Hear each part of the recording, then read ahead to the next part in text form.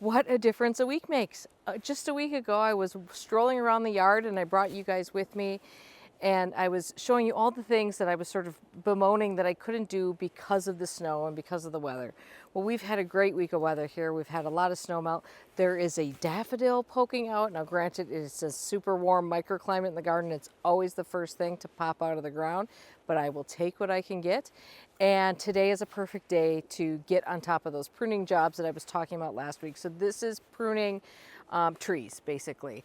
Shrubs and things can wait a little bit longer, and in fact they kind of need to, because there's still a fair bit of snow on the ground, I'm not able to see a full shrub, so those things can wait. But it is time, even past time, perhaps in the case of these hornbeams, to get on the pruning. So I wanted to spend some time and do a video just about pruning the hornbeam hedge, because since I planted this in 2018, I have had more questions on this project and more requests for an update on it than maybe anything else I've done. So in 2018, I planted 6 Carpinus speculus leucas. That is the European hornbeam. And I only planted leucas because it was the only cultivar I could find at the time. So it's a little bit more of a narrow variety. It's not necessarily what I would have picked, but it worked, and it is working. Hornbeam is a really great tree. It grows in a wide range of conditions, including a little bit of shade, which is nice when you have a hedge, because rarely, if you're going to do a long run hedge, are you going to have the same sun conditions on that entire run. Everything's been growing really well. In fact, these trees have been great, and you can see one of the nice things about hornbeams is that they will retain some of their leaves, so you actually have some color during the winter. I wish actually that they retained a little bit more, but it all depends on the weather and the wind as to how long they hang on to them here. But I do need to be doing some pruning. But I wanted to talk to you a little bit about how I'm treating this hedge, and I actually have not gone back to watch that video to see what I said was going to be my plan, because it's a little hard for me to watch my own videos back. But one of the things that undoubtedly comes up when you start talking about hornbeam hedges is pleaching. So let's just talk briefly about what pleaching is. Pleaching is actually something trees will do on their own. And pleaching just means it's when 2 branches on a tree grow together and they will fuse together. Some trees do this more readily than others. Hornbeam happens to be one of them. However, when we're talking about like a pleached hedge, that can have a couple of meanings, and in the most sort of formal version of that, a pleached hedge has a wide framework, and it's really pruned in a way that's very similar to espalier. You tie all those branches in, you plant it on a framework. I mean, in Europe, where this is done extremely commonly, you will buy trees that have already been pleached, and then you plant them, and then they eventually grow together. But this is a huge, wide, enormous bamboo structure, and they have to be staked really well, because you can imagine the windage. And then ultimately what you do is you prune those to be very, very narrow trees in most cases. So like a foot wide total, maybe 18 inches wide total. It is a lot of work. It is a lot of pruning to keep up on. Now, I think my intention early on was to actually pleach these together. I think all that has changed. Because what I'm really looking for here is a hedge with a bit of legs showing. Now, you might call that a raised hedge, a hedge on stilts. I want a little bit of trunk showing, and I have been pruning to allow that to happen. Not a lot, but a little. But what I want just eventually here is a squared off hedge, but I don't need it to be narrow. It can be fairly wide. So this is more of a traditional hedge scenario than this is technically a pleaching scenario.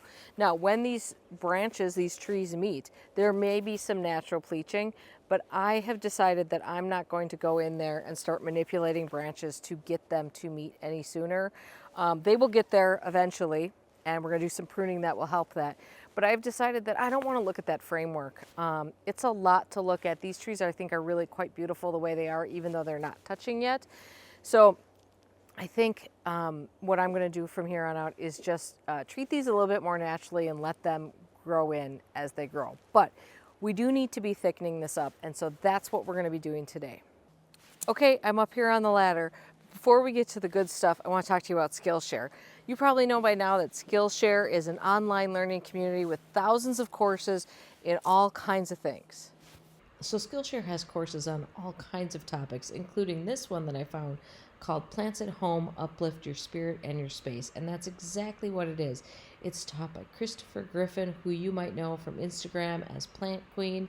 And he is so much fun. He is just a breath of fresh air. He is so enthusiastic about plants and so incredibly knowledgeable. So this was a great course for me to brush up a little bit on houseplant care, but it'd be great for beginners as well. But Skillshare isn't just gardening. It's got courses on animation and photography and music and business strategies. And so there's bound to be something there that is interesting for you. So head on over to Skillshare and check out the wide variety of courses.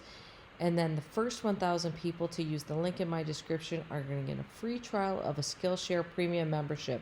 And then after that, it's only about $10 a month. So the only equipment that I need for this job right now is a ladder. And one of these days I want to get one of those really nice tripod, tree trimming tripod ladders, a tape measure, and just a hand pruner because I'm not going to be dealing with any thick branches up here. So the goal here today is to prune the top. I did my first heading cut on these a year ago. And what it does is it helps the rest of the tree thicken up. So I did that for the first time last year. It was unbelievable what a difference it made. So we're going to keep doing that. And all I need is a tape measure for now, and we'll just measure each tree separately. Once these get to be full trees and I'm actually cutting a hedge, I will set up a string system and make everything level. But a tape measure suffices. Now it'll be interesting to see how tall these are right now, because I know that last year when I cut these, I cut them to 108 inches. So let's see just how tall they are, which will tell us a little bit of how much growth they put on last year. So I would say the tallest branch on this is 120 inches.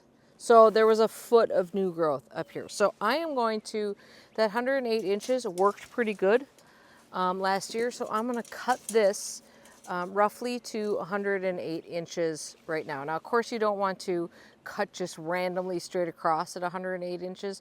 The goal here is to cut to something. My ladder is a little bit wobbly. And not every one of these will be 108 inches. Now that I have my first cut made, I don't need my tape measure anymore. It's what you can tell when I'm up here, and I hope you can see some of this, is that there is a lot of new growth, really nice, thick new growth. So that's what we need to do to encourage throughout the rest of the tree on the bottom half where it's maybe a little sparse. Now I will say it looks more sparse than it is because once you get into summer, these trees fill in and they're fully they fully obscure what's beyond them, other than between them, obviously. So the goal here again is just to sort of urge the tree into producing growth farther down, and it will, of course, these will, oh, it's very tippy.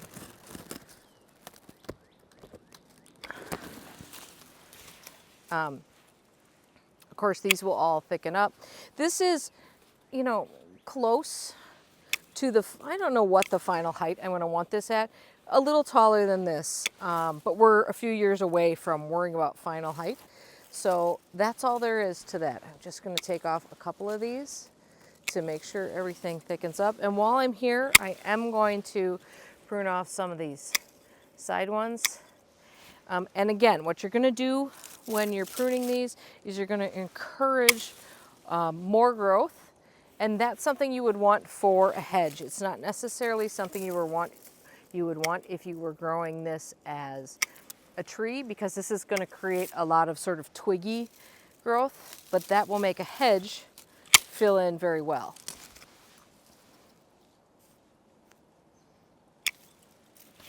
Might have to move the ladder around to the front to get a little bit of this.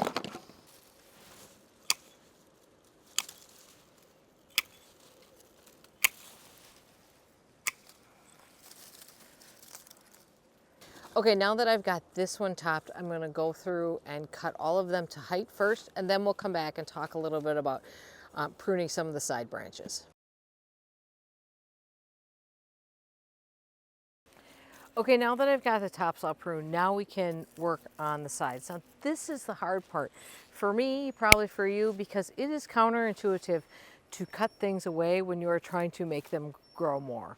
But that is just going to help thicken this all up, because I don't want a hedge that's just full at the top and not at the bottom. So it's important, especially in these sort of early years, to make sure that we're working on thickening it up, and it will come together eventually. By the way, I did double check. I planted these trees 5 feet apart, and you know, when you're spacing trees for something like a hedge, you know, it is a balance between how much you want to spend and how quickly you want it to grow together. Because as a hedge, especially something like a hornbeam, will be just fine being planted closer together than what you might think. So I probably erred on the side of a little bit farther than I might have otherwise, just because I was trying to make the most of the money I'd spent on the trees.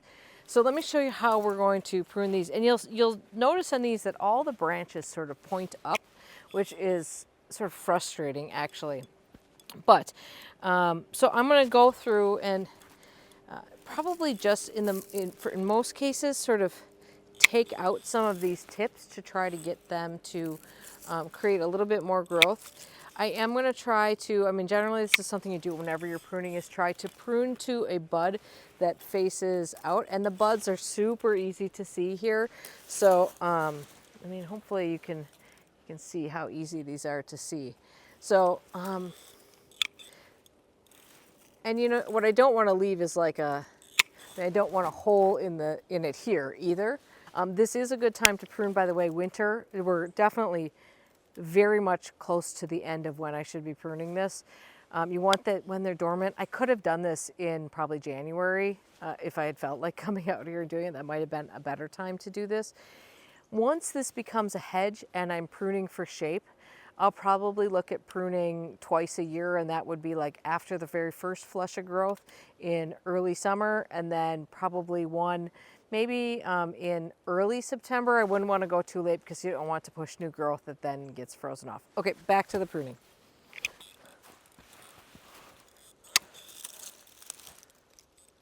And some of these that are super tall, I'm just gonna bring down a little bit to try to encourage some more growth down here.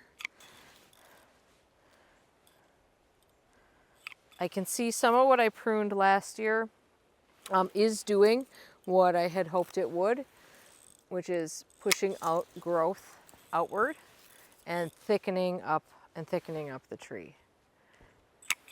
Some of these might benefit from being pruned. I mean, this branch right here might benefit from being pruned all the way down to here. I'm just not sure I have the guts to do it. There, I did a little bit more. I'm also looking for dead wood, which there is some in here. These little guys against here seem to be, I mean, if they break off in your hands, they're dead. Yep, so that's a little dead. And that might be something where that's like, you know, new growth that came out too late in the year and froze out. That could be that.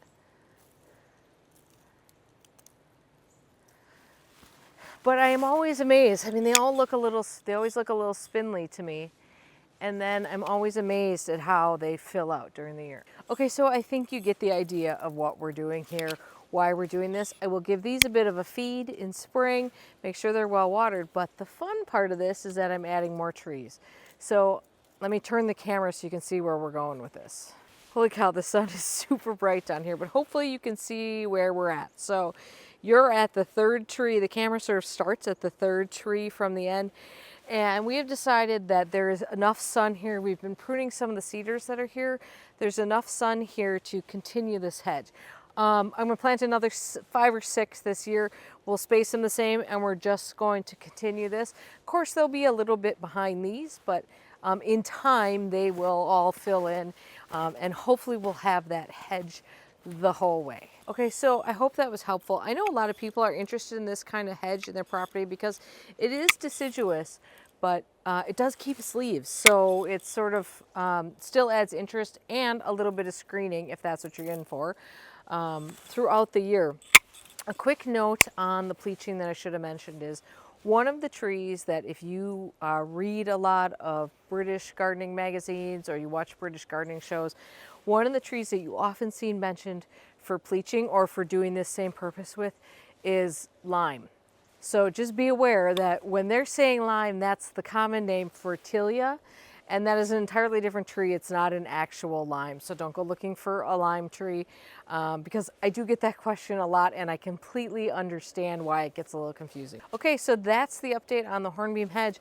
Certainly you will see this in tours and I will show you it as the year goes on. So you will see the result of the pruning and just see how it all fills in, see what it looks like.